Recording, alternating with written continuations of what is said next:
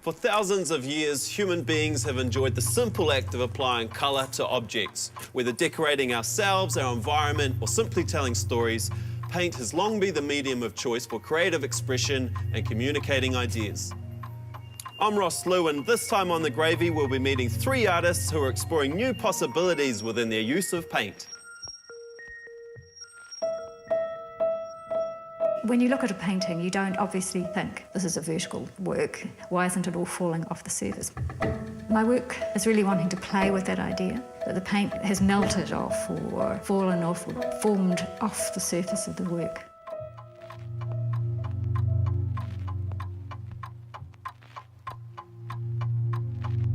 My use of paint as a product is probably quite unconventional.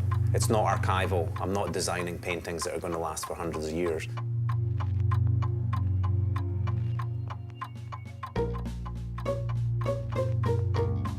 There's quite a strong aspect of illusion within my painting. The original object's been extracted out of the paint, but there remains this empty shell. As these paint skins collapse, I'm sort of looking at the undermining of that object, collapsing it, making it disappear.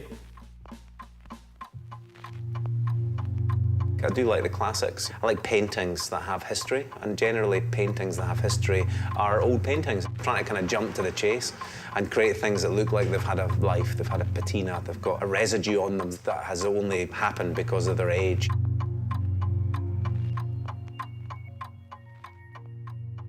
I suppose I treated material in a fashion that was not about illustration, not about describing something, but about the material itself.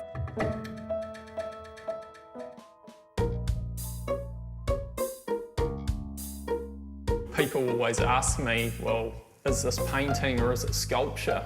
And I like to maintain that it's within the realm of painting. You know, I'm actually making a development within painting.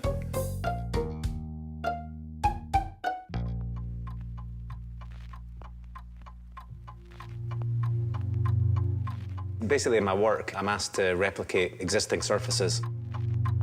I'm a scenic artist. We create environments that are meant to look like they're not brand new. They've had a history.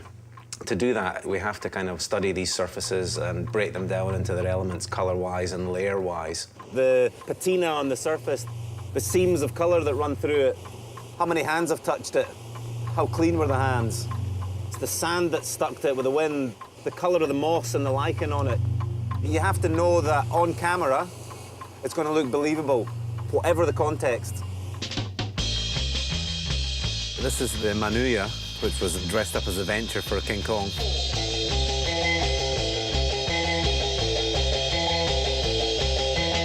This must be one of the bigger works you've ever done? Probably is, yeah. Basically took 10 painters on it for 3 months. Full time? Pretty much, yeah. Wow. It was actually a completely different colour, so we've essentially painted the whole thing. Right. Because there was a great big steam chimney off the top. There was a false bridge built in front of this one, which was made out of plywood. All the rivets are fake? Well, these ones are fake. They're obviously to match real ones that are existing on the boat, you know? God, they look so good too. A lot of the rust that you see, I won't say all of the rust, but a lot of it is actually put on. Looking at it, I would figure it was last painted over 50 years ago. Yeah, well, when it's that battered. I mean, this has obviously had quite a heavy age treatment. It doesn't stand up to close scrutiny, you know, but it served the function. Lots of plaster, lots of texture, lots of rusty washes.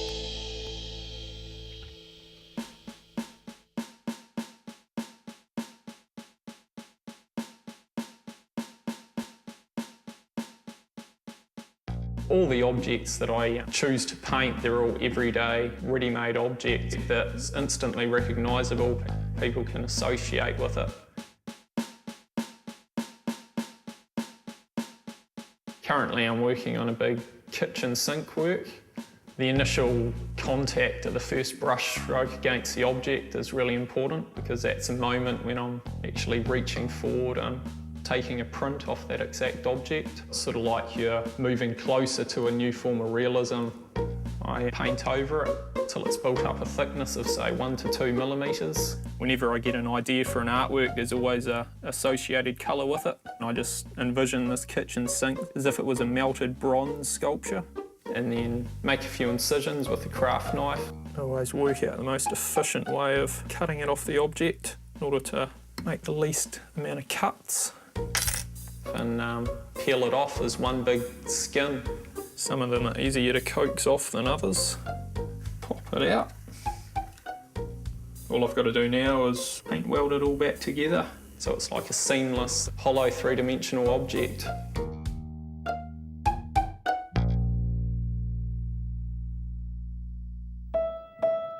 I work with paint because I started with paint. I suppose it was a gradual thing. If you like, I physically undid a painting.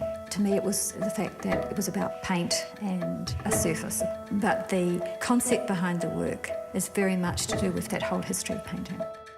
5 years ago, I was pouring paint onto surfaces and tipping it off. When I was making these works, it was just a matter of playing with the positioning of them in relation to each other. There were about 60 of these, so it was quite a mission continually moving them. But it helped emphasise this sensation of weight. It was a play with verticality and gravity. When you look at them closely, you can see that the paint is running off the back of these, off the top. Although the visual weight is at the base, they were actually made upside down. So if we were to put them up the right way in terms of gravity, that's the way they would be.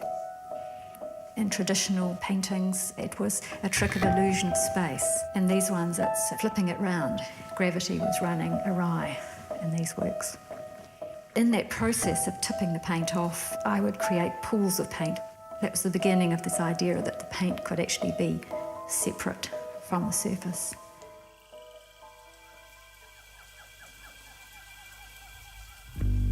I know with my art and my art making process, it's like a bit of an addiction. I just love being in my room, making it and just creating something new that someone else might have never seen before. These are some fly's legs. I've dissected them off the main fly and I'm just painting one side of them so I can create a paint skin replica of a housefly.